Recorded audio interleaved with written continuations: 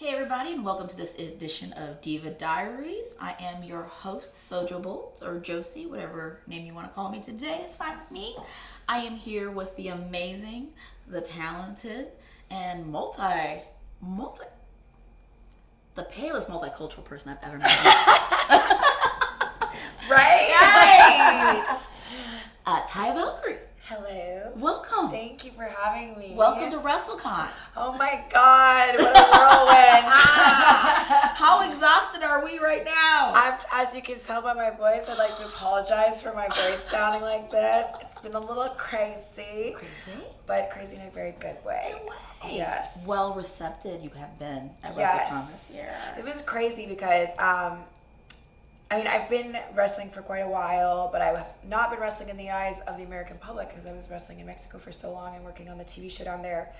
So last year when I came to WrestleCon, I'd technically only been on American television for like a month and a half or something because I just made my Lucha Underground debut. So I did like a few appearances, but I didn't do any signings, I didn't perform, nothing. And then like from one year to the next, it's like craziness. Insane. Like I get like chills thinking about it 'cause Oh, it's so so much. crazy because it's like I've been signing every day. I've been, I've done like 4 shows or 5 shows, or I can't even remember right now. So many It's been a shows. lot. There's been a lot, and it's just been awesome. And the reception of everybody has been really positive. And with like the Netflix deal that just came out with for Lucha on season 1 and 2, it's been nuts. So I'm very happy and blessed to. I know it's really cliche. Everyone always says that, but it's true.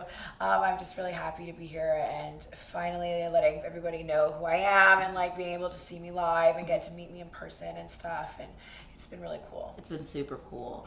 We've never met before, honestly. And I know. I was like, I like to talk about that part, like, how do I know you? And I don't know you at all. Yeah. You were trained by Lance Storm. This is my only like tiny little connection to you. Okay. When I was wrestling on television, my television debut, well, actually my second time on television for TNA, Lance Storm came at me super hard, and he was like, why did they give Sojo Bolt 10 minutes and the Motor City Machine Guns only got 3 minutes? They just invested so much time in her heel turn. I was so heartbroken. Like, they hate me so much, and I don't understand because I was trying so hard. Lance is like still such a like present person in my life. Do you know what I mean? Yes. It's been, I trained with him like over 6 years ago. Yeah, more than that. And I did 2 different training sessions with him because he does like 3-month blocks. And it's like we still talk all the time. He still checks up on me. Like when things have like bad things have happened or good things have happened in my life, he always makes sure to check up on me. But he's also, he's a critic, and he will tell you if he likes it or not. He's very, very clear with me about how he doesn't like lucha libre psychology and like all this kind of stuff. But okay, though. you know what? You like it, you hate it. It's whatever. But he's such a great like mentor to me and person, and like a positive person in my wrestling life. So yeah, he's great. I'm sure that he didn't mean it like this. I'm sure he didn't, and we're going to talk about it. We're going to talk about it one day. One day you'll see him face when I have to face. the nerve. No, I've seen him plenty of times Oh, face really? to face and have not brought it up because it's not important. Well, now it's out there. Who knows? But I will say this about him. I love all the women that he has trained so far. You've come in. I am such a big fan of Rachel Ellering, and she is like my heart. And Chelsea. Such a sweet girl. And my Chelsea Green. I love her to She's like also from Vancouver Island. We're both from Victoria. We literally like went to different like rival high schools, but like mine, was up the street, or like it was very strange. We're all such a close-knit family, really. That's awesome. That's so great. So just let Lance Storm know that I hire his bitches. So please don't come at me so hard, okay? Because I am very sensitive. She making us work. I make him work, but I pay him. Yeah. Damn. Yeah. Does a good job. We all do a good job. We all have fun. It does. Makes me very proud. But I don't want to skip too far ahead because we just skipped way ahead of ourselves. I want to start at the very, very, very beginning. Where are you from? Once upon a time. Long, long ago, but not that long ago, in a foreign land that's very cold. Called Victoria, British Columbia. It gets the cold there islands of sometimes. Vancouver Islands. Yes. Well, I was born in Victoria, BC. My dad is from Switzerland, so we spoke French at home growing up. So I'm actually trilingual now that I learned Spanish. We were a very artistic family. So both my parents were teachers. We did lots of we went to the ballets and theater and performances and all that kind of stuff. They were not really as sporty, I want to say, quote unquote, family. I was a classically trained ballerina from the time I was 3 or 4 years old up until I was 22. Wow. I did it up until I was in university. I trained with the Royal Winnipeg Ballet. I was a total fine arts geek. Gotcha. I sang in musicals. Oh. I did all of that. Is that geeky now? I thought musicals were cool. Yeah, well now it's cool again. I did it when it was not cool. Yeah. But it was I was just in love with performing ever since I was a little kid. I mean, my mom just remembers me being, 2 years old and hamming it up and just being everybody look at me, look at me, look at me, and finding ways to perform at every opportunity. I would charge my parents 25 cents to watch me perform in the living room, You did that too? Yes. I would have violin concerts in the kitchen, and I would set up chairs, and I would put out walk posters. Yeah. I was a little promoter. Advertise. If you want, you gotta Advertising. advertise. You gotta put up posters. We had we called ourselves the Superstars, and we would there were 4 of us, and we would put on these giant. It was really it was. Thank God this was the time before cell phones. YouTube and yeah, because your parents would put it on I'm Facebook. sure. Yeah, it probably would have gone viral. It was it was good. But yeah, it was that was how I grew up, was just artsy and stuff. But I did play sports. I played soccer, and I ran track. Yeah. So I was a sprinter. Until I was in high school and stuff like that. Well, it sounds like you had a really busy childhood. Yes, I was kind of all over the place. Yeah. So. But your parents, encouraged your creativity Yes, and all this totally. energy that you're obviously putting out, and they challenged it to good things for you. Yes, I was just a very active person. I would go to school, and sometimes I would leave school to go to private lesson and then come back to school. I was just extremely driven, ever since I was a little kid. I mean, my ballet teacher, I went to Pacific Dance Center, which is a place in Victoria where our teacher, Maureen Eastick, she was very harsh and very strict. But I feel all of those things and all those things that I learned from a little kid and gave me discipline and taught me how to really try my best and go after what I want has now translated into what I'm doing today. So I really did have a good childhood, and it just kept going from there, I guess. Wow. Well, being Canadian, being immersed in Canadian culture, we all know down here in the United States that wrestling is treated a lot differently up there. Do you know the differences between North American wrestling, more U.S. wrestling and how we perceive it, and then Canadian wrestling? I don't think I've ever heard that before. Oh, is that a crazy question? I'm sorry. I mean, we down here in the United States, wrestling is considered kind of like a circus. I mean, it's a television show, and we see the backstage antics, and then we get the soap opera, and then I gotta see these guys fight because he just talked to his girl, and he's about to talk about his girl. Yeah, novelas. Right. Stay in your lane. Yeah. Okay. Did that bitch just wear my shoes? No, girl, no. We're gonna have it out in the ring right now. Yeah. Yeah. Definitely. How was wrestling in your life as a child? Did you watch it growing up at all? I did not watch it growing up until I was in junior high or high school, because my parents just didn't really want us to watch wrestling, I think, My earliest memory of wrestling, I was maybe 4 years old, and my friend's older brother used to babysit us. And if we didn't eat our dinner or we didn't go to sleep, he would tell us that Jake the Snake Roberts was going to come into the house and put us in the bag with his snake. Damien. Yes, Damien. So I was a little girl, and I was petrified of the Snake Man. That's what I used to call him. I vividly remember this. And I remember my friend's brother at one point, the Snake Man's coming to the door, and he had a friend come over and knock on the door and pretend to be. I was petrified. Maybe that's why I didn't watch wrestling until He's a good babysitter. That's a good trick. We went to bed. We ate our food and we went to bed because we thought we were gonna go in the bag with the snake. Yeah. But when I watched wrestling, or later on, it was mostly Attitude Era stuff, and that's when I really, for the first time, saw Trish and Lita and all of those those women, and China, and everything that was going on at that time. And for me, when I was in probably the end of elementary school and even into junior high, I was bullied a lot because I was very short and smart. Apparently that means you get So rough being smart. picked on and driven. Oh, you bad child. How dare you have a future? Yes. How dare you?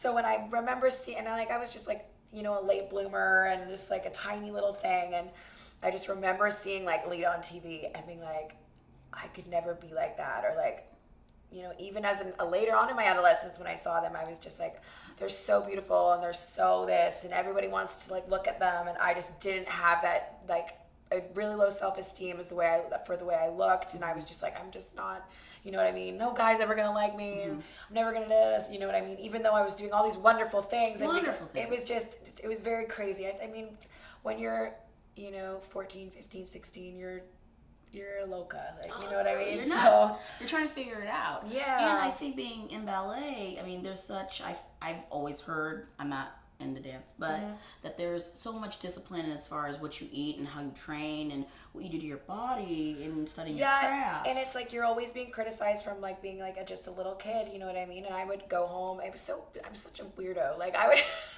go home crying from ballet lessons, and then my mom would be like, well, if you don't want to do it anymore, you don't have to do it. And I was like, no, I'm gonna do it. Like, I'm gonna prove her wrong. And then I would go, and then I'd be fine and everything would move on. But I just remember seeing the women on TV and just being like, even though I was doing all this crazy stuff, I was always just like, I could never be like that, you know? So I think that initially started my love to watch wrestling and watch women's wrestling. And then like when I was in the beginning of like, after I graduated high school, I remember being in university and finding a book about Lita, like some unauthorized Lita book. Really? Yes. What? And I read this book cover to cover in like 2 days. And that was when I first started being like, okay, like what am I going to do to become a wrestler? Where do you start? You know? And I know nowadays a lot of people start wrestling or professional wrestling. I mean, I got into it a little bit later than most people would, but How old were you? How old was I? Yeah, when you started wrestling. Oh, I can't say that. Come on. In a range? I was 26 or 27 when I started. You're right. That is like, I was 25 when I started. Yeah. So, but I mean, I wanted to get into wrestling. I didn't know how to get into wrestling. There's no manual, by the way. There is no manual. There's no manual. You can't just look it up. And this was, you know, before, the way it is now, I feel like it's just so much more accessible to people. Which is amazing. There's just more schools. I don't know how good all the schools are, but I know there's definitely more places you can find trainers and stuff. I think the internet helps us with that as well. Yes, most definitely. Social media, the way that everything is so accessible at your fingertips, watching it on YouTube, being able to watch tapes, not having to go find a DVD or whatever. But I figured out that Trish and Tori and Victoria had been fitness competitors and fitness models. So what did I do next? Fitness. Yes. So I put myself in my first fitness competition, and I ended up at one point being the Canadian national champion for fitness tall, which is fitness is when you do the dance routine, you know, like the cheerleading, one-arm push-ups and stuff like that. The show what you know. Of course, the showiest one. That was the showiest thing with the costume. Of course. The music. Yes. Yes. So I won that. I went to the Arnold Classic and got second at the Arnold Amateur, and I did a bunch of fitness modeling and calendars and different stuff. And as I had planned, all that stuff led to my first WWE tryout. Absolutely. Now, because I know WWE scouts Arnold quite heavily. Did they ever reach out to you? Did they see you there? I don't know exactly. Like after I won Canadians, I spoke to an agent on the phone. Someone called me. Like I got someone to put in contact with me. I can't remember who it was, and we talked on the phone, and that was kind of it. And then it wasn't until like 6 months later when I went to the Arnold that immediately after I did well at the Arnold that I got the email again. And then do you know what I mean? It kind of was just like slowly but surely. Sure. Yeah. First of all, the Arnold Classic is crazy. I've been there a couple times. Love the Arnold. So fun so and much so fun, crazy. And you get so many samples of everything you can possibly want. So always bring a backpack because you're going to load up. Yes. All the protein, the shoes, the t-shirts, the whatever you drinks. Yeah. Throw out the literature. Just get the samples. Yeah. Oh. So it's very, very fun. It is like, you know, it's like a con. Like it's just a convention of fitness stuff and fitness people. And I remember at that too, like I met Arnold Schwarzenegger He represents. Yeah, and I had just won my trophy. I remember I was still covered in the tanner, like, just like, and he was coming down the hall of like the convention, and he like walked right up to me and he was like, "Congratulations," and I was like, "Oh my God, what just happened?" Yeah, I'm like, "Oh my gosh!" And it was very cool. It was very, very cool. So fitness was a huge part of my life, and it continues to be a huge part of my life. And yeah, I mean, exactly. I'm a super firm believer in projection and positivity and believing in like what you want in your life. You know what I mean? So not that I'm a witch or anything. Of course not. But I definitely like think that like my positivity and trying really hard and all that stuff really did lead me to be able to now be in wrestling and all those little paths and weird things. And I've taken a path that not a lot of people have to get to this point. But it's just everything led to this. You know? And they say there's no set path. I mean, we all took a different road to get to where we are today. Exactly. But we all ended up in the same spot. So it's all good. Exactly. Here we are. At WrestleCon. Right? 2017. What? So let me ask, was the transition from ballet to fitness competitions hard? Like, was there just like a different set of training or a different set of nutrition for that? Because I feel like, ballet, they're really trying to get you to a certain weight, a lightness. Whereas with the fitness competitions, more about definition and symmetry. Yep, I think for me it was actually not that hard because I've always had a very athletic body. Like I'm even when I remember being like 11 years old, and my ballet school telling my mom like Kira's getting too muscular, and my mom's like she's 11.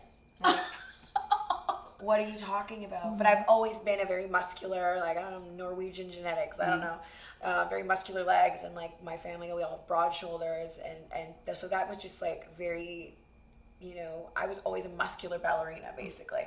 So when I went into fitness, it was actually quite easy for me to transition into it. And then the routine part was so fun for me because it was combining both things, the strength and training combined with all the dancing and the performing and everyone look at me and like, so yeah, it was really cool. Gotcha. That's awesome. That's awesome.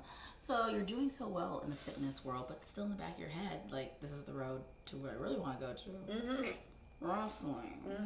So you have contact with WWE. Yes. They contact you back. Yes. What's the next step from there? I got invited to go to an FCW, at the time, FCW. Florida Championship Wrestling. Florida Championship Wrestling, if you don't know what that is. Yeah, FCW. So a few months later, I went to FCW. I actually was on the same tryout as who later became Caitlyn. Celeste Bonin was there with me.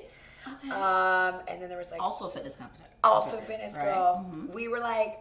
We looked at each other, we're like the same person. You know what I mean? Like, it was really... Did you do the mirror thing? Like, whoa, you have... Whoa. But we just had led like these such like mirrored lives. Like when we actually talked to each other, we'd shot with like the same fitness photographers. We'd been at like the same events. Like it was crazy. So after that tryout, I didn't hear anything back. Nothing. But I was still like, I was probably blowing up their email. Every day? Every day. Hello, this is Kira Megan Forster, and I'm wondering if, some trying to be politically nice. And haven't heard back from you yet, but it's I hope you're doing wonderful. Yes.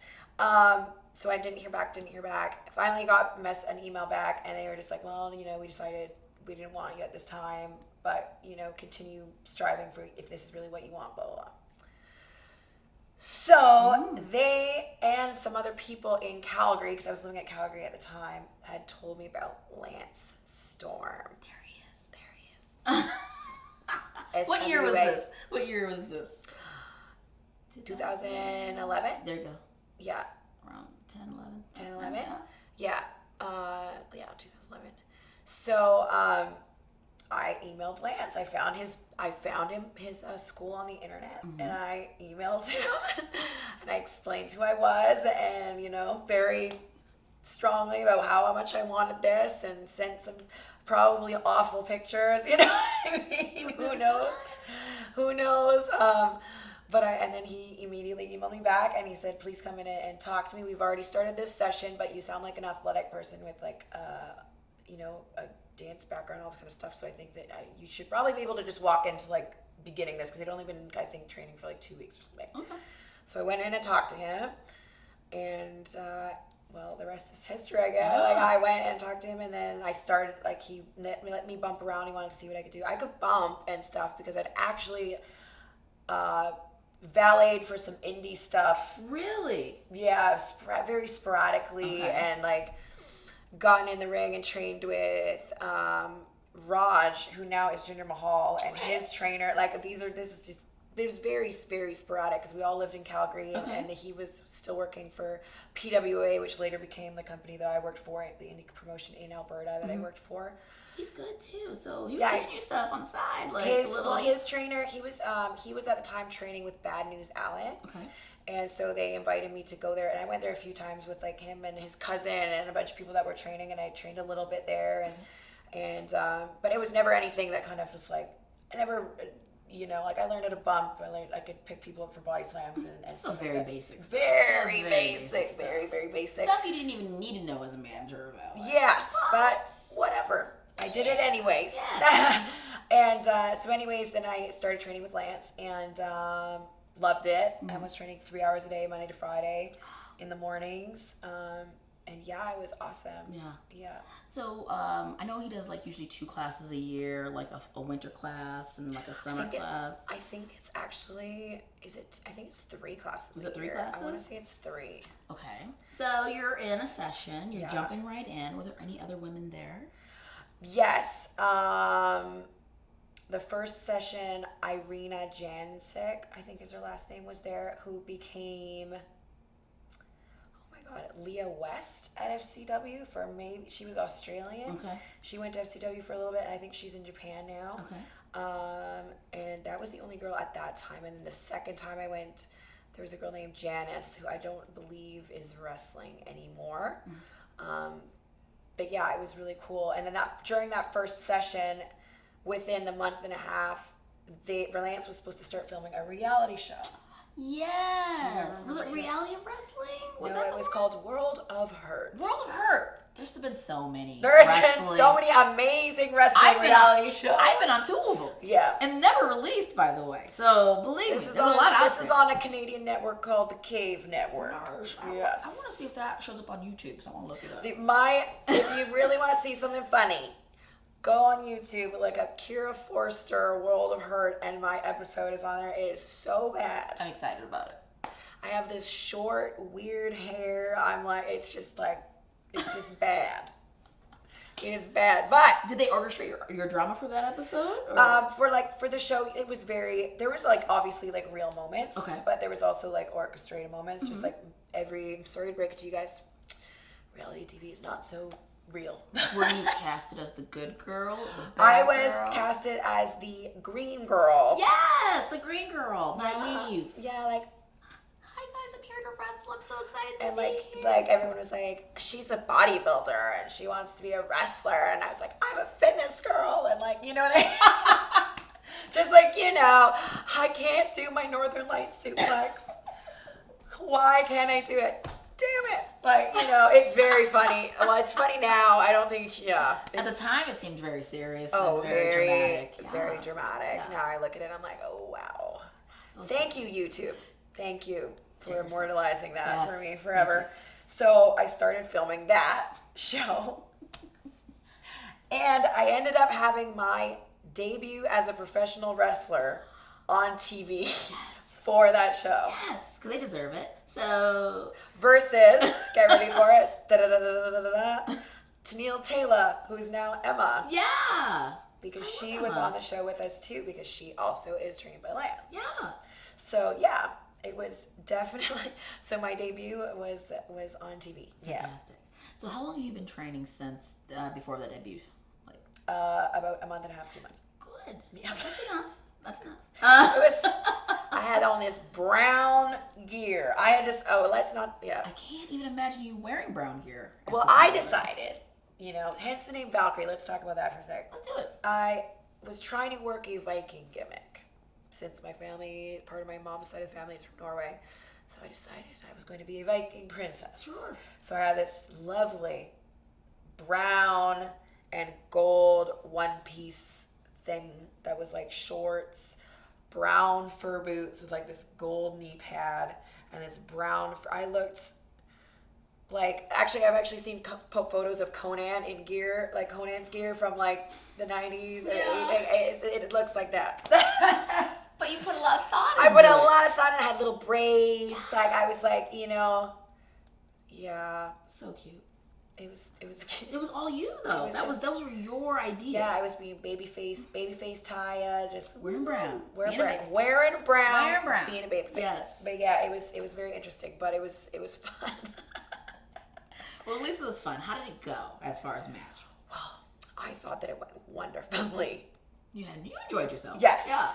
I did like, the handstand in the corner Trish move, like, some my Northern Lights suplex. But that was perfect. Oh, I finally did it. I know. I finally did it. Yeah. I finally did my move, which I do still now to this day. Good. It's yours. Nobody else does it. No, nobody else. No. Yeah, I mean, it was great. I ended up having actually to film 2 matches that night. Really? Yes, because they were. So I had my first ever was with Tennille, and then the other one was versus Irina. And I mean, I guess I was just thrown head first into it, and I just went with it. And I guess for my first match, it wasn't that bad as far as like I remembered everything, and there was no real problems. No one got hurt. Mm-hmm. Always very important. But I'm sure I actually have never actually seen the whole match back, like because on the TV show they cut it a lot. Sure, obviously. editing. I'm sure there's a lot edited out of it. Thank you. But I think I would probably, I'd actually like to see it like the original one, because I'd be like, oh no, what is going on here? But we all have to start somewhere. That's right. Everybody has a day one. Everybody has a day one. That's right. Even the best in the business people have a day one. Please. Yes. Let us have a day one. Yes. Oh, yeah. So, yeah. So, first match and second match, both on the same day. Yeah. So you're leaving. I'm like, oh, I'm a professional wrestler. I got am a wrestler. 2 matches in one day. Bam. Yep. Pay me. Yep. Mm-hmm. What was the feedback? Everyone seemed pretty positive. I don't know. What did Lance think? I mean, it's Lance.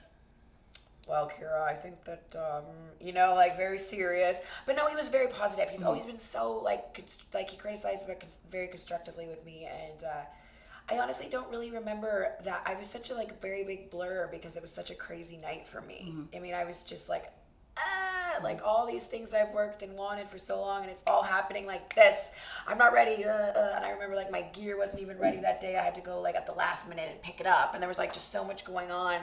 So I don't really remember, and I know afterwards, on the show itself, Lance is supposed to give you a private meeting and give you feedback. Because that's what we all get, is a private meeting. Private meetings with your coaches to give you feedback. Sit us down in a private, quiet room. And it was just, just keep plugging at it kind of stuff. It was just all like that. If this is what you really want, then go for it. So there I did. I kept going. So. Did you walk out feeling really good? Like, this is it? I have found my home. I love to wrestle. This is what I'm going to do for the rest of my life. I had so much fun. And at that point I had not been dancing for a few years because I had left university where I was still with the Alberta Ballet Company program. And so I hadn't really been in those kind of audience situations for a few years. Mm-hmm. So as soon as I was back in front of the crowd and came back. Performers, it's just there. I can't explain it. Yeah. Mm-hmm. And I feed off that, and I just love it. And as time has gone on in wrestling, I like it more and more and more. And you know what I mean? And every little bit more that I learn, I am so far from perfect at anything, you know what I mean? But I think that every time I try to strive to become better, and every time I just like it even more. So I think that just started what is now just snowballed into how much I love it now. Right. Yeah. Oh yeah, absolutely. So you're training with Lance Storm, and as we know, he does sessions. Mm-hmm. So say this first session ends, then where do you go? What happens next? Well, then I started working for PWA, okay, which was the promotion in Calgary, and they also ran in Edmonton, which is just north of Calgary, a few hours away. And then Lance asked, to come back, and he was like, yeah, for sure, come back. And I just started another session after Christmas, because it was kind of Christmas was the break. Mm-hmm. And then from there, I think it was probably about March of that year, FCW was having another kind of tryout thing, but you had to apply for it this time. Like I wasn't invited, so I had to apply, and I was accepted. So I went back to FCW. Florida Championship Wrestling. Yeah, I went back to FCW and did a giant tryout with 100 people there. And this was back when they didn't have the performance center with the how many millions of rings they've got in there. I don't know. Everybody gets their own ring there. Yes. Everybody gets their own. And so there was a lot of people there, but and at that time, at that tryout, Cherry Bomb, who is now Ali on TNA, she was there. Tennille was there, I was there, and I think there was 2 other girls that were there. I can't remember exactly. And that was actually when Emma got signed, was that tryout. And but yeah, I went there and I still didn't get it. So man, that's disappointing. God, that's disappointing. Yes, I think I cried myself to sleep. You know what I mean? I was just like, was what? this the first time you cried over wrestling? No, okay. I think yeah, there's probably a few times. Okay. Yeah. Okay. I still do sometimes. I'm a very emotional person.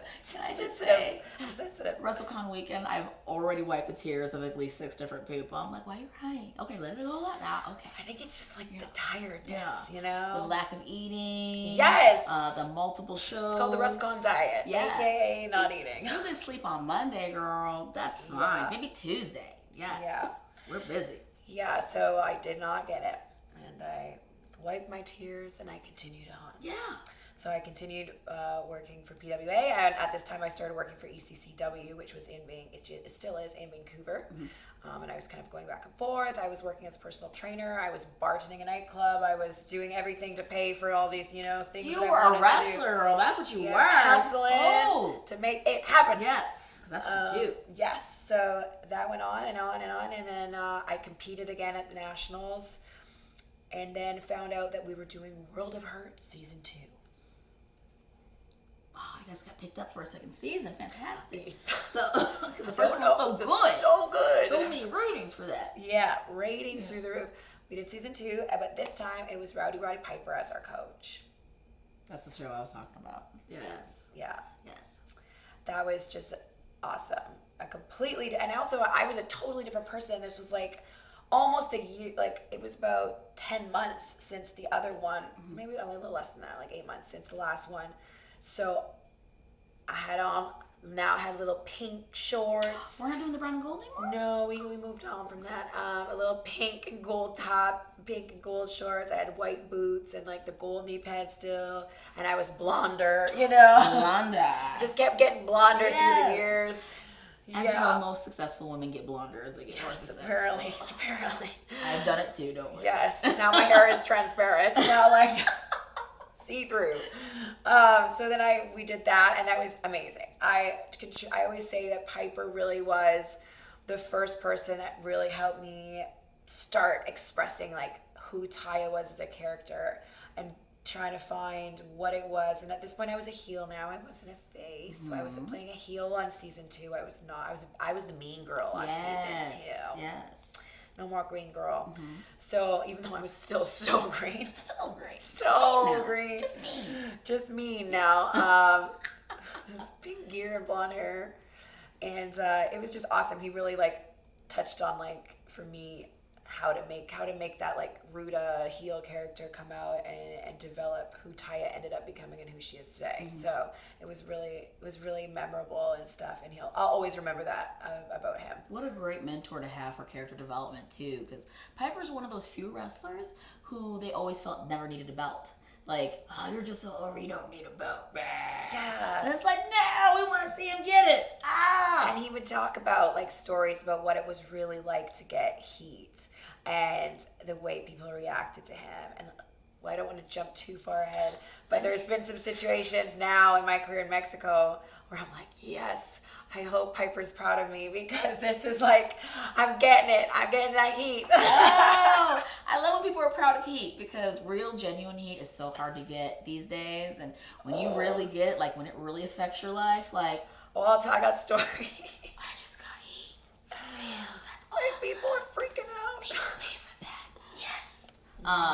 So awesome. So here you are. You're back for the second season of this awesome reality show. in your heel, Piper's involved. I've heard some drama about that show. Big fan of what went down that season. Big fan. But you're still striving for your goals. Yeah. You're training hard. What was the difference between the first time you went to Landstorm School and the second time? I was just like slowly just like, you know, grasping onto anything I could, you know what I mean? I couldn't learn it fast enough. I want things now. I'm very impatient. Mm-hmm. I like things like, that's why I think I work so hard, because I just like, I just need it.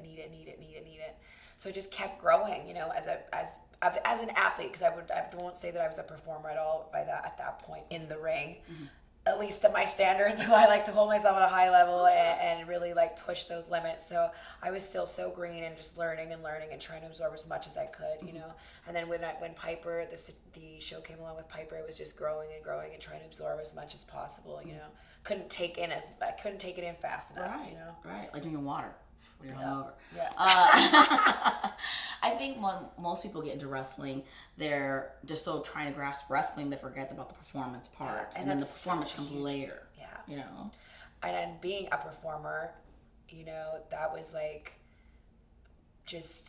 that's just such a huge part of it for me. Mm-hmm. And when you watch me now in AAA or in Lucha Underground, I really pride myself on making sure that the performance is supporting also the, you know, what's going on in the ring, and the character is there, and the costumes are there, mm-hmm. and the music is there, and everything is on point, because I think that everything together is just like so much more impactful, you know, than just having one or the other. Mm-hmm. Yeah. Complete package. Mm-hmm. That's really I'm trying. Try. Yeah. That's what fans really respond to, is when they get a little bit of everything. Yeah. You know? And surprise people. Yeah. There's so much stuff that's like overdone or copied or this or that, or people saying you did this like this person or this like this person, you know, and you're just like, you know, so you're constantly trying to evolve to like stay away from that, mm-hmm. and like trying to change what you're doing and develop your character so that it is someone that people are like, oh, that's cool. Mm-hmm. I like that, or that's different, or I didn't expect that from her, or like, you know, mm-hmm. those kinds of reactions. Right. Awesome. So Landstorm isn't known for being a huge character person. Mm-hmm. Definitely known for being a technical wrestler, but yes. not huge on character. Yeah. So when Piper came in, I mean, was that kind of like a plan, do you think, or was he just really around the reality show, like to draw the reality show? I don't know. Like, I don't know the story behind like why Piper came in to do the show or anything, but I'm very happy that he did. I think that learning from as many people and as many talented people as possible is just great. Mm-hmm. And you should always, I mean, when I went to Mexico, and we'll talk about that, like I was training with everybody I could, because I feel like everybody has a different opinion or a different way of doing it, and nobody's right. Do you know what I mean? It's not right to be more this way or that way or whatever. So if you can just take a little bit from everybody and combine it, like I try to do that, because that's just how you have to. You have to be able to adapt and change and learn, you know. Right. Because that's what the business is always doing. It's always changing, always adapting. Especially now, it's going fast. Oh my God, this weekend's been huge. Fast. So many things have happened. Yeah. So many changes. Yes. Y'all know when this DVD comes out. Yeah. Y'all know. So here you are, this beautiful blonde snow bunny in Canada. Why would you ever want to leave the safety and cold and wholesomeness of Canada? God bless them and their dill pickle and ketchup chips. Oh my God, so good. Oh girl, dill pickle chips. And go to Mexico. Why Mexico? Why Lucha Libre? All right, so after Piper's show, I got signed. WWE. Yes. Yeah. I was offered a contract. Something from FCW. Yes, it would have still been FCW. I did all the paperwork. I passed the background check. I was waiting to go to my medical, and I waited, and I waited, and I waited, and I waited, and nothing. And about a month and a half later, I got a phone call that said they were no longer interested in me. Disappointment. Yeah, I almost brings me a tear now, because I was like, I was so devastated. I was like so utterly devastated, and especially because like a lot of people had found out that I was going, and I was like, oh my God, like what? I'm humiliated. My life is over. Like I worked so hard for this, even though I'd only been wrestling for a year. You know what I mean? But at that time, oh my God, it was just. I was like, I can't, and I don't really talk about this because I was just like, I just couldn't stay there anymore. I was like, I can't do this. Like, I need to do something. Like, if I'm going to keep going and I need to go somewhere, I need to do something. And I just can't be doing just indie shows every, 2 weeks or once every month. Like, it's just, I'm like, I need to do more. Mm-hmm. So I was put in contact with Conan through email. And Conan said, why don't you come to Mexico for a few weeks? And I said, okay. And I know now when I think about it, what the hell was I thinking? I mean, I don't know what Mexico's headlines were at that time. It was pretty bad. Yeah. I mean, people go missing. 5'7" blonde ass Canadian girl with no Spanish. They're gonna steal you. You're gone, steal girl. Me and I am gone. But please tell me you didn't take a bus to Tijuana and get off and be like, I'm here. No, so this is just so crazy now when I talk about it. So I was invited to go for 3 weeks or 5 weeks or whatever it was. I had a ticket to return back to Canada, but I got rid of my apartment, got rid of my car, left all my stuff, and packed up a suitcase and a carry-on. Peace. I'm out of here. Went to Mexico. Nice. And I was just like, well, this is either going to work or it's not. And I got picked up in Mexico City at the airport, taken to the Wrestler House, as we called it, which was in the south of Mexico City in Villa Cuapa, if anyone's familiar with that, where I then lived in a house with Nicho, so Psychosis. Silver King lived there for a while. Conan lived there. Ted Hart lived there for a while. Kalisto stayed with us before he was Kalisto. It was a crazy house. And I lived there, and I stayed in that house for about almost the first year I was living there. But yeah, and I got there, and I think I even told Conan, I'm not planning on leaving. And I think he was just like, all right, you better prove it, how hungry you are. And Conan is my brother, my family now. We talk almost every week, every day, you know what I mean? Mm-hmm. It's he's been such a mentor and a hard ass and a person that's been there for me through the last 5 years and brought me into lucha. If it was not for him and Pero, which we'll talk about, I'm sure, I would not be where I am, So it's crazy. Yeah. What did your parents think about you just packing up and leaving? Did they say anything? My mom, when she was in her 20s, went to Europe to learn another language. So she did a crazy thing too. So I feel like she didn't say no. She was just all right. And I brought money. I saved up money to go there, but I didn't save up enough money to live there. Never be enough. What the hell is going on here? I came with 1 suitcase, 2 sets of gear. What?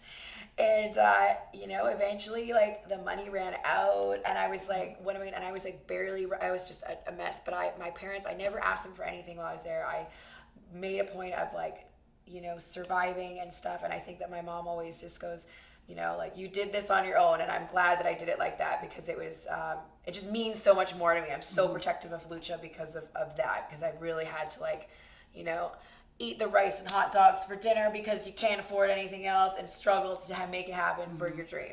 So, yeah. That's the wrestler way, really. Yeah.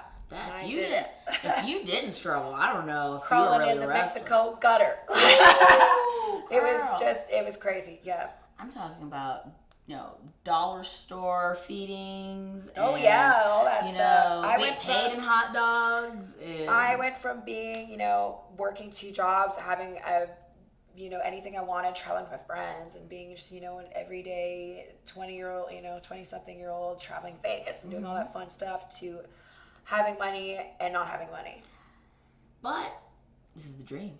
And here we are. Yeah. So I think I really was woken up. I grew up a lot. I grew up, I was grounded and humbled and just, this is reality, and maybe I really feel like that changed me, and it changed me for the better, and it made me a better person, because I think I might have been materialistic and a little superficial and like all these kind of things that we're all flawed with internally, and just it just happens in life, you know.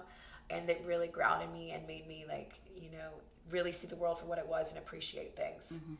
Not to talk shit about our culture in North America, but just we are a little materialistic, and we're all kind of wrapped up in a little more superficial things that are super important. And I mean, I've seen the poorest of the poor as far as children in AAA. They would take us to orphanages and take us to hospitals, and you go to these places and you're like emotionally drained from it. I've had, you know, like parents of cancer children like cry on me, and I was like, it's just like unbelievable. I've seen so much pain, but like wrestling in Mexico brings so much joy to them, and like I'm like tearing up talking about it. It's real. It's real. Like seriously, it was like really interesting for me to be part of that. And you appreciate it. And you appreciate it. Yeah. Okay, because that's part of the journey. Is really appreciating how people respond to what you're doing. Exactly, you know? And I think that that's why people love lucha so much there, because there is like so much poverty and stuff. Yeah. That one thing you can kind of hold on to, you know? That escape. Sorry, I'm crying. No, it's okay. It's okay. Take your time. Yeah.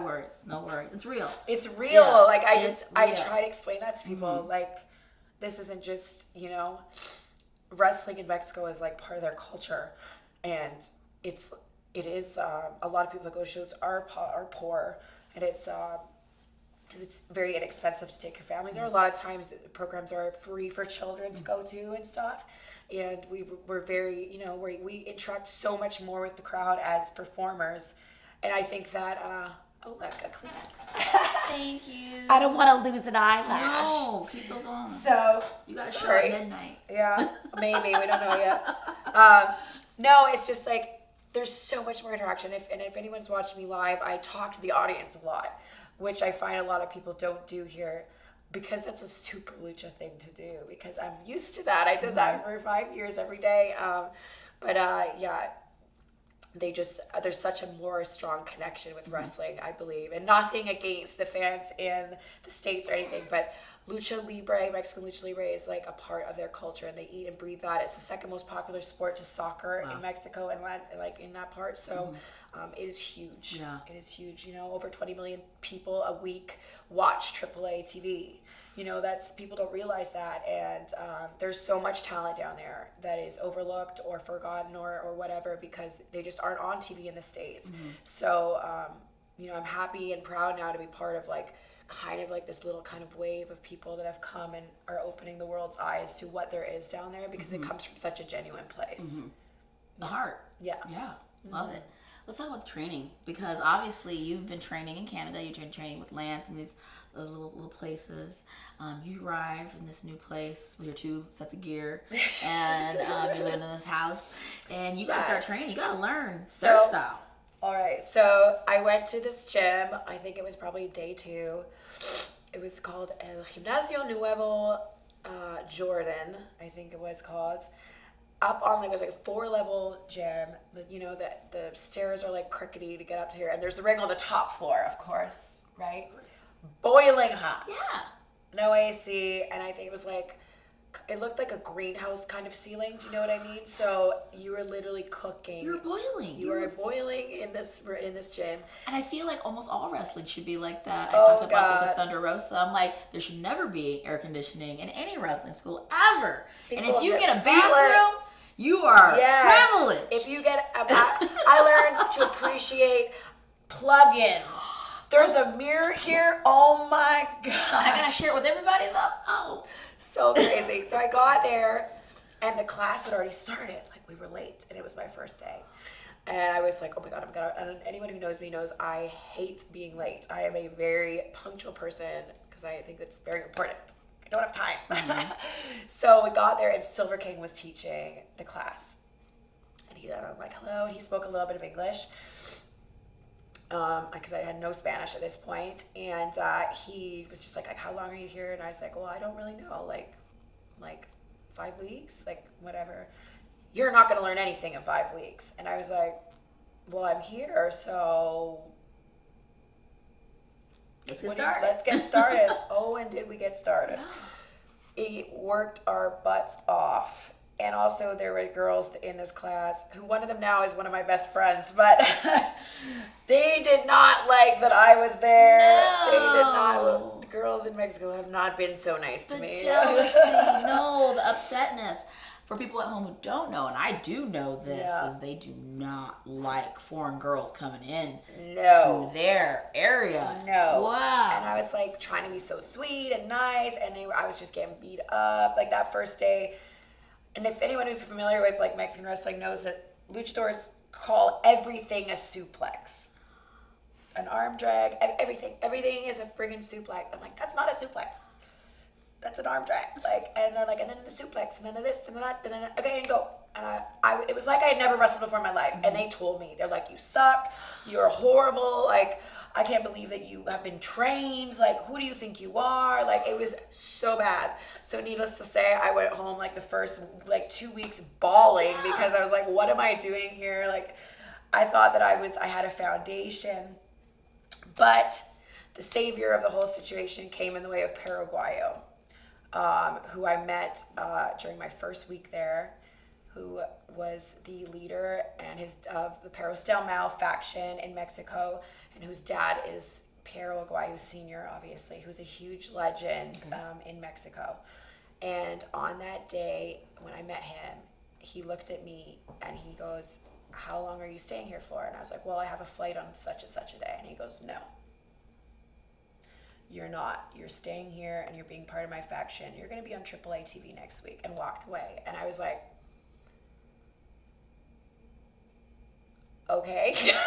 Did you know what AAA was? Yes, Okay. I did know what AAA was because I was like training to be in AAA. Okay. But I had watched AAA on YouTube, but I wasn't very familiar with characters and stuff like that. And so I'd heard of Peril, but I was like, who is this guy? Like, and now I think about it, and I'm like, I remember telling my mom, like, I met this guy, and I'm gonna be part of his faction, and this is what's gonna happen, and she was just like, okay. And then now I'm like, if my daughter ever told me that, I would be like, what the hell are you doing? Like, what faction? What is a faction? What is that? And what do you do in this faction? Yeah, and what is, like, who is this person? Like, what's going on? So anyways, I got introduced like 2 weeks later as part of called La Perra del Mal, which is kind of, if you were going to directly translate it, it would be the evil bitch. So I was introduced as the first ever female to be introduced as part of that group. And at that time, Hector Garza was still alive and was in the group. Para was still alive, obviously. And Halloween and Damien. And there was like all these people that were involved in the group. Ted Hart was down there for a while too with us. So it was really, really fun. Mm-hmm. That was like, became my best friend, and he would come to practices and be like, don't do that to her, and like stand up for me, and you know what I mean? He really, really helped me survive like through that first year when I was like struggling to understand what was going on. He didn't even speak any English, but his assistant did. Okay. So there was like this kind of translation circle going on, but he like really believed in me and like helped me and pushed me in my, becoming who Taya was. And I eventually, after I was training with Silver King, I would also started training with Grand Apache, which I would go train with him on certain days in the mornings. I trained with Sky Day in the afternoon before going to Silver King. So sometimes I was training 3 times a day. Mm-hmm. And then I was doing all the appearances and working indies on the weekend with Pero. Gotcha. So that was how I made it work. Gotcha. So and wrestling was your only source of income down there too. Yeah. Wow. So, but I made it work. Yeah. And I did it. And then I'd been in Mexico about 7 months, and Dorian pulled me aside, his family are the owners of AAA, and he said, we'd love to have you be a luchadora on our team. And I had just been valeting. I was with Perros, but not officially part of the company. I was actually working for free for the TV because I didn't care. I was like, I gotta get this job. I was like, I don't care if it's 6 months of me doing these run-ins and running around and valet stuff. I didn't care. I was like, I gotta get this job. And eventually I got the job. Yeah. And then I signed my first contract with AAA. And then I had my debut in AAA as a luchadora. Wow. Yeah. Wow, proudest day. I was like so happy. Yeah. I got new pink gear. And now I had evolved to pants. Yes, pants are good. I love pants. Yes. Yes. And also a fun fact about Perot's family is when he saw me that day in his office, I was, in my gear, and I came because we were taking photos or something, and I came out of the back room, and he was like, "You wear fur boots?" And I was like, "Yeah."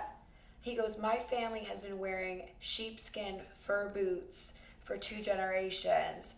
This was meant to be." And then it was just like, I just clicked with him. Do you know what I mean? Over like funny things, and like there was so many weird signs, and I believe in stuff like that. Like this was all this crazy path of like craziness that I had been down was leading to these little path, like in Spanish you say pasos en la vida, like little spots in my life. So I'm questioning, did you show him a picture of the brown and gold gear now? No.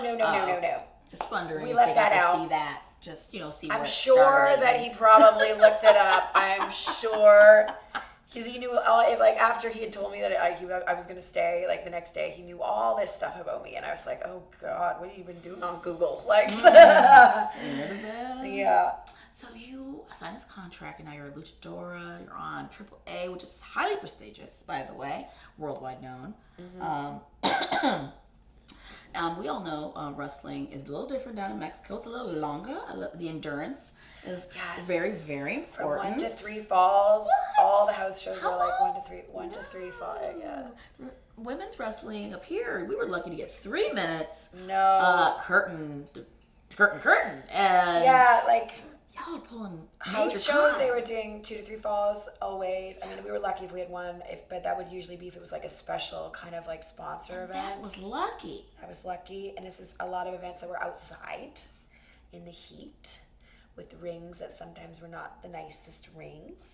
Yes. I've wrestled in boxing rings. I've wrestled in a boxing ring in the middle of a bull arena when it's raining. I have done some crazy stuff. But yeah, we wrestle, and you wrestle hard. And the girls down there are not easy. They let it be known. You want to be here, you work. So it was crazy. Yeah. I feel better about wrestling when it was snowing now. I feel a lot better about that. Like, is it really snowing? Is this happening? Okay, let's go. I've wrestled in like the torrential rain because they couldn't cancel the event because the people didn't care. Yeah. It was outside, packed bullfighting arena, and people did not care. In the mud, and I was like, well, if they're here and they don't want to leave, and they were freaking out even though it was just pissing rain. I'm like, you just drenched. I'm like doing this to my gear, wringing it out, but it didn't matter because that is the kind of passion I have for it. That's passion. Yeah. That's passion because it's dangerous. Yeah. I think people forget how dangerous it can be to wrestle, especially in these extreme conditions that Oh, yeah. wrestling rings No are one's not saying built that for. this was smart, but Nobody said that. Nobody said that. But that's like what I can't trade that experience and that personal experience and work experience that I got down there for anything. Any time at a prestigious school or developmental or anything, like nothing can compare to that craziness that I experienced, because that changed me and made me the performer I am. So it's a crazy world, but it's mine. Yeah, it's all of ours, and I'm so glad we get to all do it together. Yes. So now that you signed a contract, you're getting paid now, right? Which probably just changed everything. Yeah. You're making money now. Yeah. Real money. Yeah. What's real money, really? What's real money? I was still making pesos, Okay. but I was also paying pesos, so it was okay. But I was happy. I was so happy. I then moved into an apartment. I moved out of the house. I moved into an apartment with Jennifer Blake, because Jennifer Blake was there at the time. Fellow Canadian Yes. from the Ontario area. And we lived together in La Roma, which is a really trendy kind of cool part of Mexico City. Okay. And it was really cool. It was like that. I was like, okay, I can breathe now. I'm not gonna starve. Yay. If I want to go home, I can go home. It was just everything was starting to come around the other side. Gotcha. That first year was very, very, very hard, and it continued to be hard. But I think that one was just, it was the learning curve of the language, the style, the culture. Again, the culture is just for an outspoken woman like myself with an education from a good family, who I stand by my beliefs, it was very hard because a lot of people frown in their culture there, they frown upon kind of standing up for, like, a woman standing up for herself sometimes, and you're viewed as being difficult or bitchy, and I'm like, no, I'm just telling you that what you're saying is wrong, you know, or how you're treating that person is wrong, and that was not necessarily in wrestling, but just like all facets of life, like grocery shopping or in taxis or, you know, trying to meet people. Like, it was just crazy. It was just so different. Wow, that's insane. So now you have like a friend. You have like a roommate, and somebody share all these experiences. Yes, and speak English too. Speak English too. Did you forget? Like, definitely not. How hard was it to learn Spanish? But you're already like bilingual at that time, but Spanish, I mean, first of all, English is the most difficult language to learn. Yes. And then top off French, which, you know, was already in your home, and now you're bringing in Spanish. And as an adult trying to learn.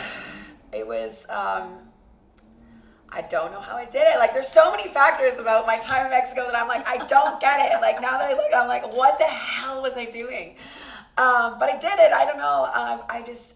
I wanted it so bad. You know what I mean? And I had to learn Spanish to survive. And to not have people be standing in front of me, looking at me and speaking in Spanish, but basically they're like, or talking shit, you know what I mean, about me behind, like, in front of my face. I just had to be like, I was like, oh, I know she's saying something. I know it. I'm like, don't worry. And then in my head, I'm like, mental log. In a few months, I will be able to defend myself. And it literally happened like that. Like, one day I was like, te puedo entender, por favor. Yeah, like, deja de hablar de mí, and like all this kind of stuff, like, stop talking shit about me, blah, blah, blah. And they were just like, oh, you didn't know? Crap. Oh, you didn't know? Oh, Kira learned Spanish, and quick. I was like, So yeah, that's where my nickname, La Güera Loca, comes from, was because I couldn't understand Spanish, and Pero would always speak Spanish in front of me. Is that crazy white girl? Yes. Yeah. Crazy white girl. That's the only Spanish I know. Besides grande chorizo. That's it. Oh, Jesus. Don't go to Mexico City and say that. I won't. I promise I won't. So he would call me Güera Loca because he would speak very quickly to his assistant in Spanish in order for him to translate to me. But I could tell that I wasn't getting the full translation. And I was like, what are you saying? And I'd freak out. And I was like, God damn it. And like, I'd be like, blah, blah, blah, blah, in English. And Pero would be like, pinche güera loca, which is like F-word crazy blonde. Or crazy white girl, however you want to say it. And it stuck. And everyone was just like, güera loca, like everywhere I went. And it was just like, güera, güera, güera, güera, güera. White girl, white girl, white girl, white girl. And I mean, they call all light-skinned and blonde-haired people that, and guys too. They call them a güero if they saw like a white guy. But I got the loca put on top of it. So they were just... I want to say I even first heard that like on a talk show. Like they were calling some girl who was on like Montel Williams or something like that. I'm like, I'm going to hold on to that. So I think it was like her nickname or something. Oh, probably. And she was super proud of it. Like, I'm crazy. I'm like, girl, stop. No. And for the record, I'm the only güera loca, okay? There's one. But no, it was, and that's where it comes from, is Pero gave me that nickname, and then people just started calling me that. And like when I went to Lucha and people were chanting it, I was like, oh my God. Like, they know. Yeah. What can I say? They know. They know. So, yeah. So you're down in Mexico, you're doing good things, and AAA is known for running very large events. Yes. Like amazingly large events. And they've done a lot of partnering with, here in the States, TNA Impact. Were you on any of those joint ventures? I was not. Later on I was. Some TNA people came to wrestle at what is our WrestleMania, which is called Triple Mania. Which is generally in August. Original. Yes, it's at the end of August. Ours this year is actually the 25th anniversary of AAA, and it'll be happening, I believe, the 28th of August. Maybe I'm wrong. I'm not sure, but yeah, sort of over on those days. And you know, we have throughout the year, we film TV every 2 weeks because the show gets actually turned into 2 episodes.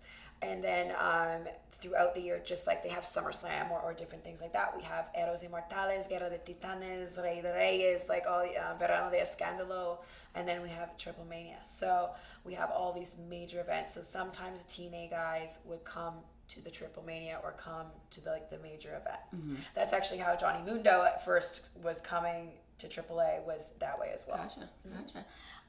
Super talented, by the way. He's kind of cute too. He's kind of cute. Whatever. I did spend just a tiny time with him in OVW. He did this cute little film that was in black and white. You know, he's so artistic and stuff. We went to this playground and we filmed this thing. I'm not even surprised by the story right now. No, girl. Like, he's just looking for people. He's looking for bodies. And I just showed up there and he's like, hey, do you want to come to this park and film this thing with Johnny Mercury? Johnny, whatever. I'm like, okay, cool, whatever. So what I gotta do? Just wear a white shirt. And I was like, oh my gosh, does not surprise me. What did I just get pulled into? Yep. So boom.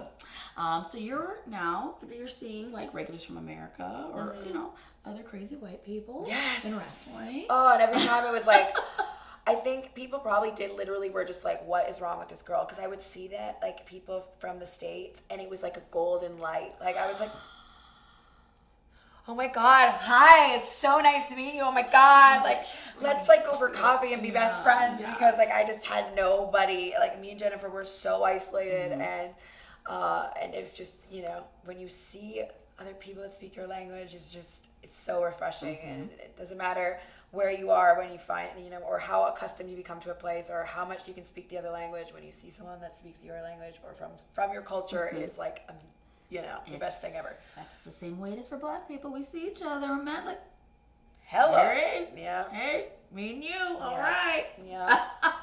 It's everyone. So things are going well. You have a contract. You have a friend. You're speaking the language. You understand what people are talking about you now. Yes. Fantastic. Things are rolling. Yes. Okay. Lucha Underground starts. You're missing one thing. What's the one thing I'm missing? When I won the women's belt. Oh, I want to talk. Don't skip over that, girl. We want to talk about that. Tell me about that story. Tell me about that journey, actually. That journey? So AAA has a women's belt. Yes, it's called the Reina de Reinas, which means Queen of Queens. So basically, like the whole time I was, especially for the beginning of my time in AAA, I was not by AAA people, not by the office, but by other wrestlers and fans and everyone that I would never become the champ because I was white. Aww. I dealt with for the first time in my life, I was dealing with a lot of prejudice and racism actually because I was not like them. And I mean, it's just like, you know, what everybody experiences at some point, I'm sure. And so I was being told, you know, like, you're not Mexican, so you will never become the champion. This is what other wrestlers were telling me and fans. And I was like, excuse me? I don't know what you're talking about, but in my world, I can become the champion. You know, and we all know what wrestling is. We all know, you know, what shoots and what the storylines and everything like that. So, I mean, it was really like, how was I going to make this happen? You know what I mean? But I ended up becoming the first ever non-Mexican to become the women's champion and also the longest reigning. Wow. So that was a huge moment. I got my nose broken in the process, which was lovely. Yeah. Kicked in straight in the face. That was nice. But it didn't matter. I was the one and I won. You know what I mean? I won against everybody that told me that not only was I the champ of the company, but I won against everybody that was like, hell no, you're Canadian. No, you're not good enough because you're not Mexican, or your style is wrong because you're not Mexican, and like things like that I was constantly hearing, and I was like, ooh, like it just made me so angry and more determined. And so I had it, and I had won it, and I beat it, and I had it, you know. So I was just so excited. And actually, I just dropped the belt recently, like 2 weeks ago, to a Yako Hamada. You know, I'm sure you know Hamada. Yes. Who's a very good friend of mine. So she is talented. So talented. She actually grew up with Pero, so we had that connection. You know, like when he passed away, it was like a huge horrible moment for both of us and stuff. So I couldn't think of a better person than to have her, you know, go on with that belt from me. So that was really cool. I was very happy about that. Amazing moment. How long is the longest reigning AAA women's champion? Almost 3 years. Boom! That's a long time. Yeah. Yes.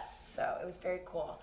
And I, you know, was able to take that belt to Japan and represent Reina de Reinas in Japan and do different stuff and be a huge part of the publicity and the face of AAA and do so much crazy stuff being their champion. So it was a life-changing moment for me for sure, and career-changing for sure. Right. What is it like in Mexico when you're a top of the wrestling world? Like, you do go out in public and people recognize you immediately. They see you. It's very different than here. Yeah. It's because of the amount of publicity that wrestling gets. And we're on the sides of buses, and we're, you know, like everywhere and on different TV shows. I was a regular on a Televisa game show for a long time. I had done some TV novella stuff. I had been on a Colombian television series. I had done all this kind of other acting stuff as well while I was there, which was like just so cool. Like, who gets to do that as a Canadian? Like, what is my life? You get to do that as a wrestler. What is my life? So they give you the time off to do things like that, or did it just fit into your It would just schedule? fit into the schedule. My schedule was crazy. I was working 7 days a week. Wow. If I wasn't traveling, I was doing interviews and appearances and this and that. And because I learned Spanish, that was like another thing. Like, everyone thought my Spanish, and tells me apparently my Spanish is so funny. So they think it's, I think it's just like when they have a Latina girl or someone from another country that sounds cute speaking English. I think that helped me because I sounded quote unquote cute speaking Spanish. So I would go to these appearances and they're like, oh, Say that again. yeah, that's cute. And also because I learned Spanish in Mexico City and not from a book or a school, I speak with Mexico City slang, which is also very weird because why is this white girl talking like that? To survive. But it was awesome. It's awesome, and I like love my Spanish. You know what I mean? And I'm so thankful. I mean, learning another language is like a life skill, and wrestling gave me that new skill, and I'm gonna continue. I speak Spanish all the time still, and I love it. I just think it's amazing. It's a beautiful language. And I was able to, to learn it and do different TV projects and do all sorts of stuff. So going back to your question, when we go out, yeah, we get recognized like a lot more, definitely. And sometimes they might not know your name, but they're like, that wrestler girl, and it's obvious that I stand out there a lot. Like one of these. Yeah. Was it a security risk at all? Like, did you ever feel unsafe? I didn't. And I know that might be hard to believe. A lot of people think Mexico is very dangerous, but honestly, it really just depends where you are, because I think just like any big city, if you put yourself in that position or you go into the wrong part of town or you got your wallet out, woo, steal from me, like something's gonna happen to me. So I really didn't have any problems. In the almost 5 years I lived there, I was never mugged. I was never assaulted. I was never threatened. I walked around with confidence. I made sure that I always had people with me. I was smart about it. And when I was in situations like at shows and stuff, when I would walk out, there'd be people with me always and stuff, because fans there are crazy. We can talk about that too. My God, the heat. Let's talk about the heat real quick. I love the heat. I always talk about how Tommy Dreamer always said the nicest people are the best heels. I like that. Yeah. So it's like, you're a really nice person, aren't you? Like, yeah. And it's like, that's why you're a great heel. Exactly. So you don't know how good of a heel you are until you've actually had real heel heat, which I feel like few people can really understand. So this past Triple Mania, I was still part of Perros Del Mal after Perro passed away. It was me, Pentagon, Daga, and Joe Leader. And we still were, doing the name and the faction, representing him and everything. And so at Triple Mania this year, I turned on Pentagon. You did not. Yes. What? I turned on Pentagon, and I'm the reason Johnny Mundo won his Latino American Championship, because I kicked Pentagon in the balls. Like a girl. So anyways, if anybody doesn't know who Pentagon Jr. is, you should. And you should. He in Mexico is a loved heel, I like to say. I would always make fun of him. I'm like, you're not a real heel. Everyone loves you. Stop it. He's like, I'm the baddest. And I'm like, zero miel. Yeah. Like, come on now. So I turned on him, and then people freaked out. I got death threats. I was getting like verbally assaulted on social media. I moved to LA the next day after that show, and Pentagon actually called me and was like, dude, I am so glad that you moved away, because people were calling me asking for your address. wanting to know where you lived because they wanted to have revenge on you for me. And like I had fans that knew where my apartment was because a few times I'd heard people yelling up at my apartment, like my Taya.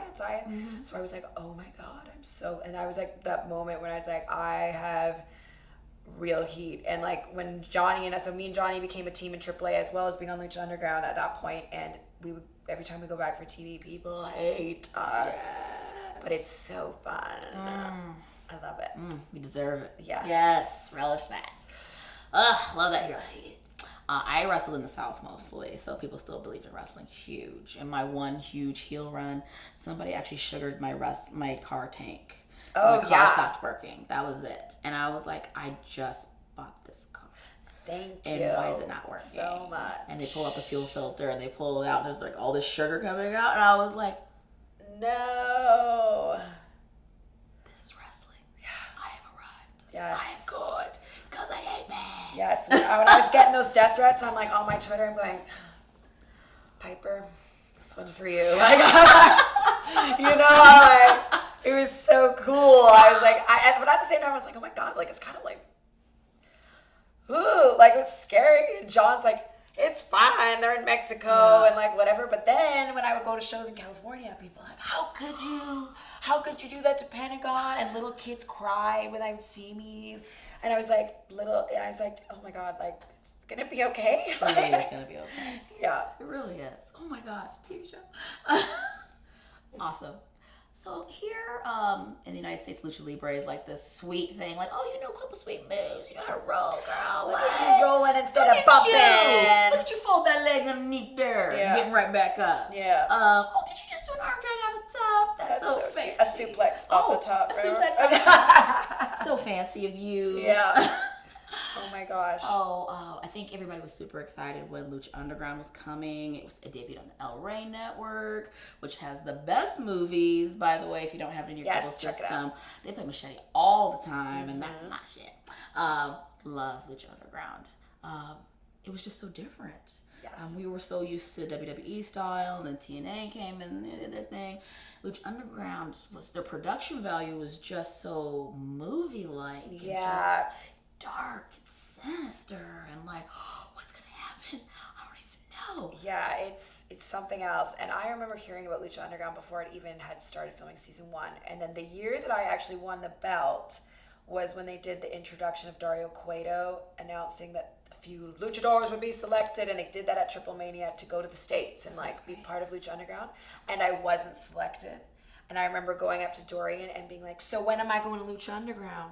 And he's just like, wait, like, you just won the belt. What's wrong with you? And I'm like, nope, I want the belt. I want that now. Like, I was just so like on to the next thing. Yeah, impatience is back. Impatient.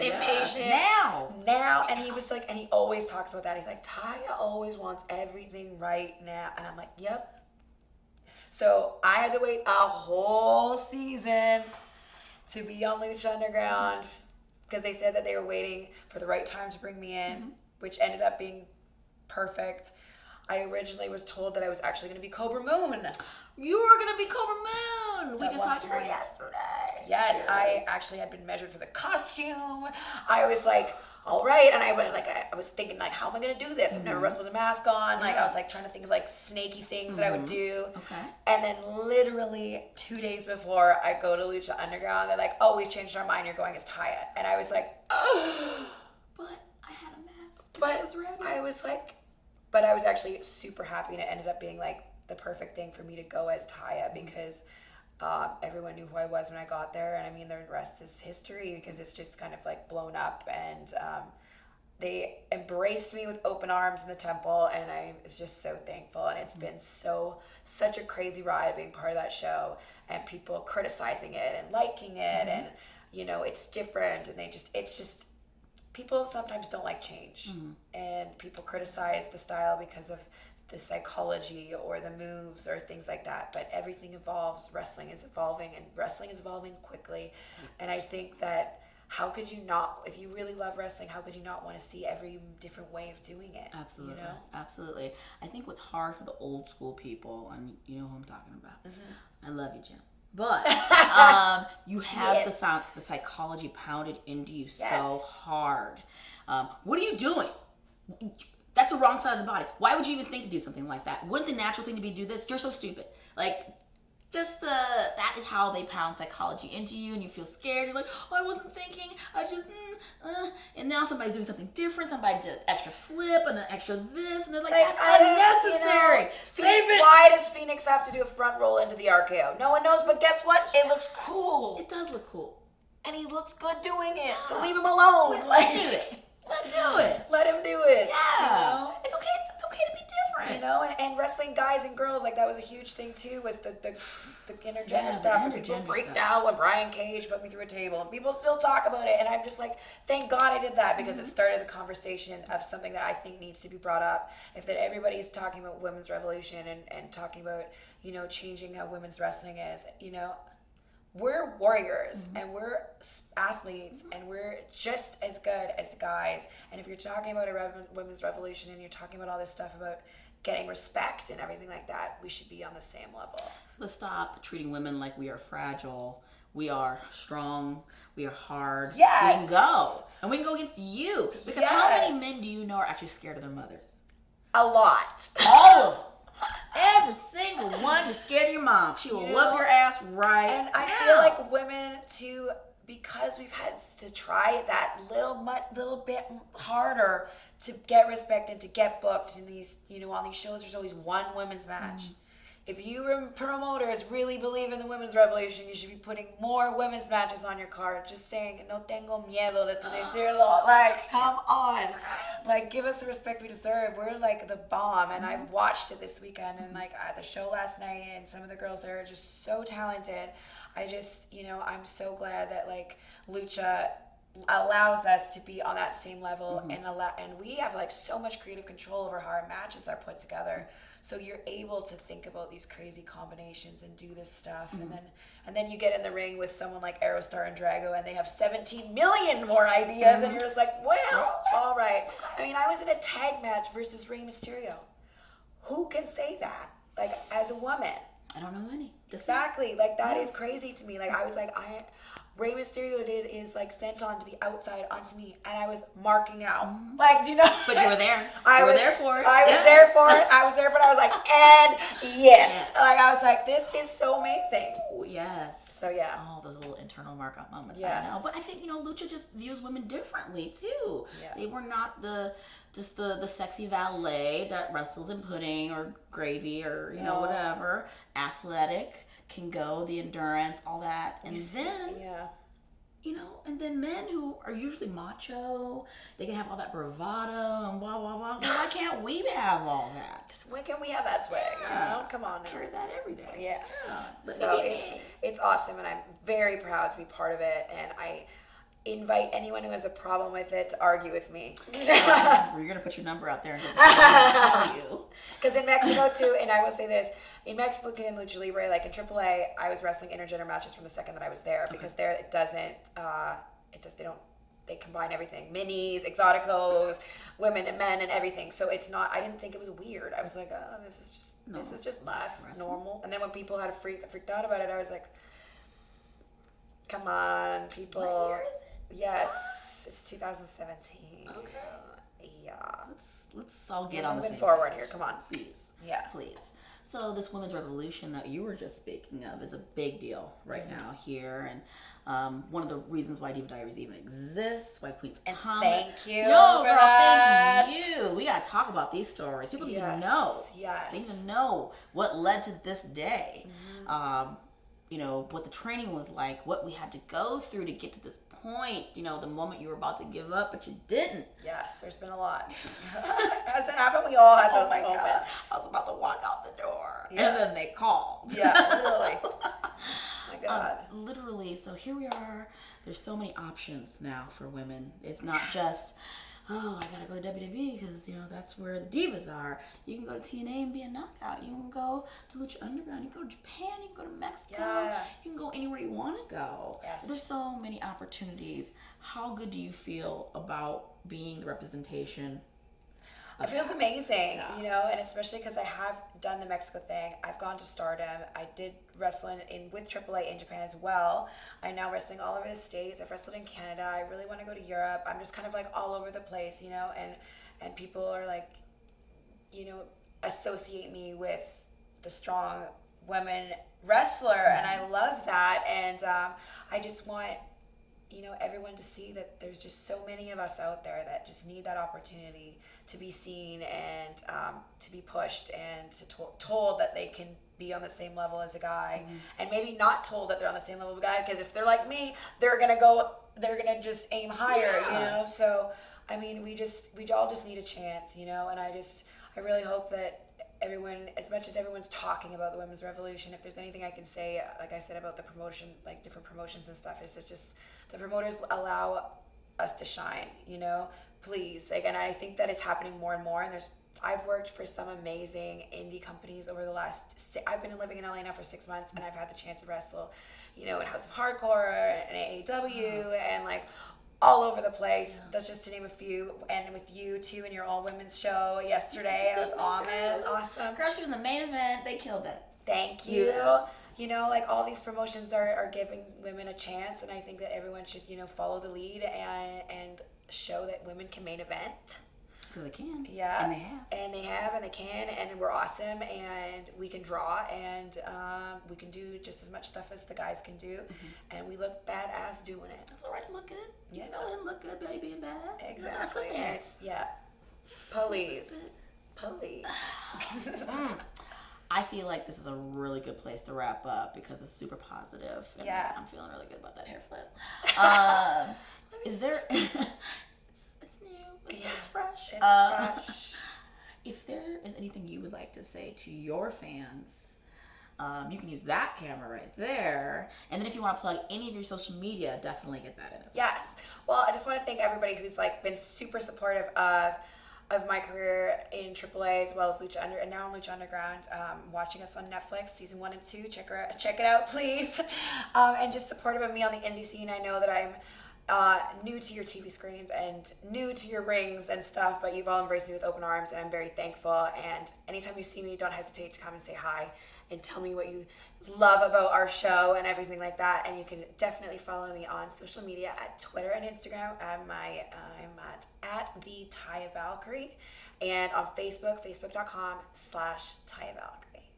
Oh, thank you for being on my little show right here. Oh, thank you for having me. Inspiring little wrestlers, little ballerinas all over the world. Girls, to achieve your dreams. Stay in school and achieve your dreams. Yes. Behave. Be the nerd. Be the athlete. Do all that stuff. It doesn't matter, because afterwards you're going to be the bomb and you're going to be having the career of your lifetime. That's right. Do what makes you happy. Skip the levels. Just do Bam. You. You. I love that. Oh, I love that. I want to thank you all for joining us today on Diva Diaries. I'll be seeing you real soon.